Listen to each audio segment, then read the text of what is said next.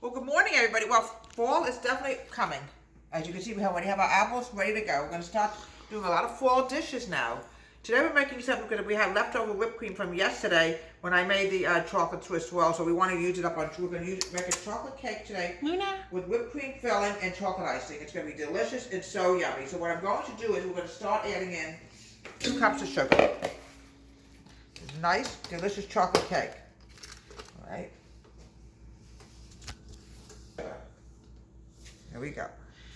Very sweet dish, but delicious. Because I had so much whipped cream left over, I said, you know what? I don't want to waste it. Let's use it up. You know, why not use it up?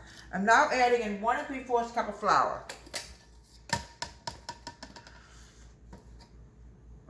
Okay, use a 3/4 cup if you have one, folks.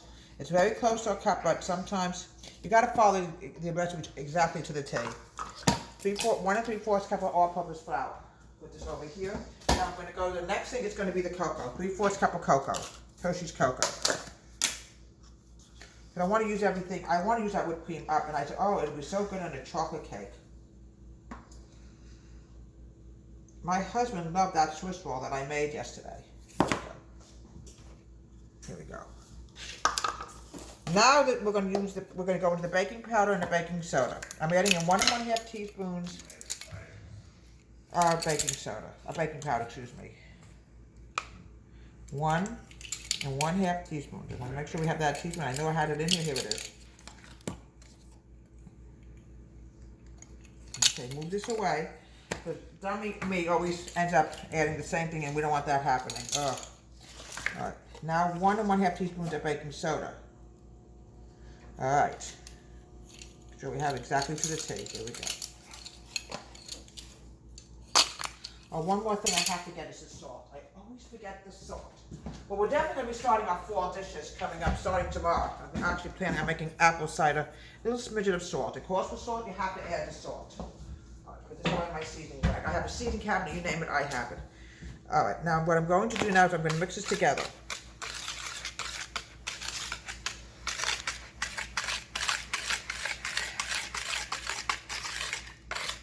Okay, put this over here.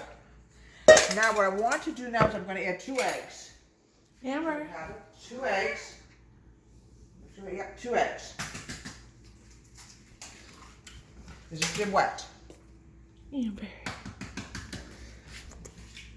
Amber, I'm going to get my oil. Okay. I'm adding in 1 cup of milk. It has to be to the T or it's not going to come out, folks. I can tell you that. 1 cup of milk. Make sure it's exactly right because we don't want anything not going to come out right. I'm adding in 1/2 cup of oil. This is oil-based today.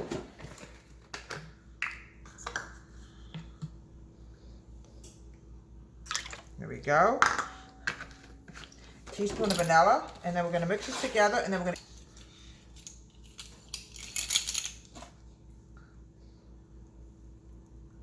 1, 2. All right. I'm going to use the mix master in one way. I just want to get all this mixed together. Now, I'm going to add in the dry. And then we're going to add in boiling water, 1 cup of boiling water. Let's start getting this in. All right, we have to still continue mixing. We still have some. There we go. All right, start mixing this. All right, it's very nice. Turn on the mix master, and it's not even plugged in. All right.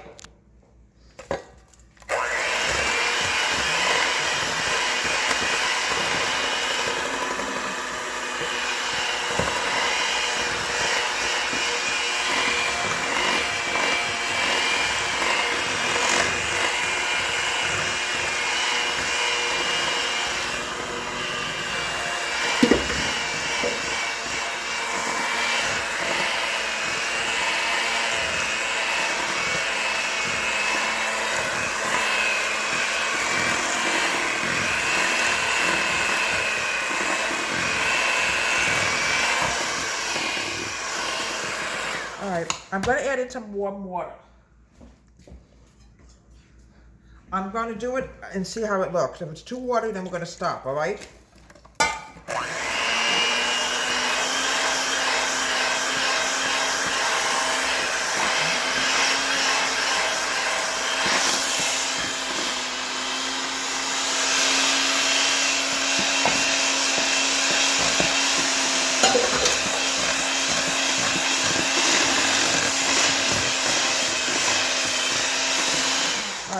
it's very, very watery. It's not to worry, all right? Mix this together, make sure everything is mixed in. Okay. I'm going to start. Make sure, folks, you grease this. Use parchment paper. Here we go. Okay, I'm going to have to cut a little bit. We have to see what happens. All right, just make sure that everything is evened out here. It's very important, folks, to use parchment paper. There's a reason for that, folks. Here we go.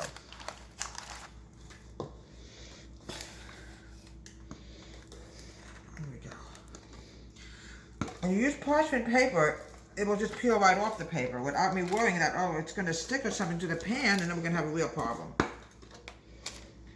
All right, look. It's just going to rise, all right, folks? There's not to worry about it. Okay. Okay. There we go. 20 minutes. This is the wonderful thing about parchment paper. We just have to figure out how to get something to cut it a lot easier. Now, I told you yesterday we made a lot of whipped cream for the Swift roll. Now we're going to put this into a filling for chocolate cake so we don't waste any whipped cream at all. Because I really would hate to waste whipped cream. The rest of this, believe it or not, is going to go for something else tomorrow. I'm planning on making it, I think, I might use this to make apple cider waffles. So this is going to go over here and be used again tomorrow. I'm going to frost it with milk chocolate frosting.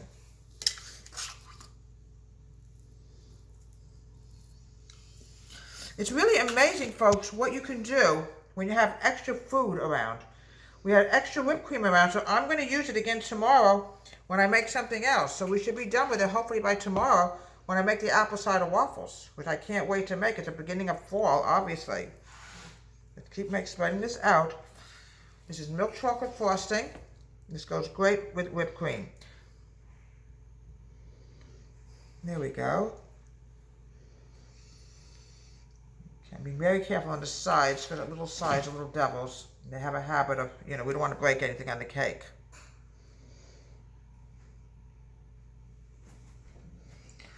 Beautiful. Look how beautiful this came out. Spread this a little bit further, and we'll be just about done today. And I can't believe fall is here. Look at those beautiful apples. Oh, look how beautiful they are. Okay. Here we go. And here we have a delicious chocolate cake with whipped cream filling. And this is an honor. In fact, fall is actually coming up very shortly. I can't wait to start making fall dishes, which is obviously starting tomorrow. We're going to make apple cider waffles. In fact, let me show you the apple cider. We just got this. Look at this beautiful jar of apple cider. Look how beautiful this is. This is going to be used to make apple cider waffles tomorrow. From Deborah Wade's Home Country Kitchen. Have a great day and please subscribe to our wonderful YouTube channel.